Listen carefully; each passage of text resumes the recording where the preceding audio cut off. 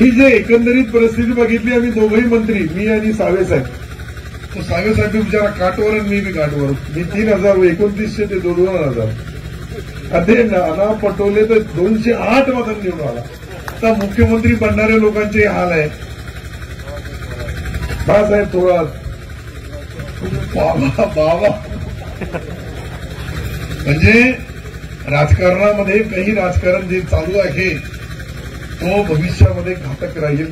मी तर आता याच्या पुढे डिक्लेअरच केला की मी आता सिल्लोड नगरपालिका शेवटची निवडणूक ती पार पाडत आणि विधानसभेला मी आता उभं राहणारच नाही. तुम्हाला कोणी काही वाकडं बी करू शकत नाही. मी डिक्लेअर केलं ते. माझ्या मुलांना सांगितलं तुला लढायचं असेल तर तू लढ बाबा.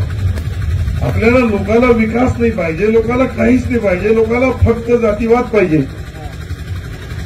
तर जातीवादामध्ये हे इतका मोठा भुगीर आहे का तो माणसाला माणुसकीही सोडून द्यावं लागला.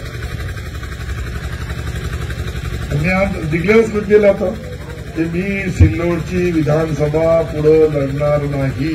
मला जी काम करण्याची संधी दिली त्याबद्दल मतदाराचे मनापासून आभार. माझ्या मुलालाही सांगितलं तुला लढायचं असेल तर तू लढ बाबा, नाही तर जय हिंद जय महाराष्ट्र. कोण करल?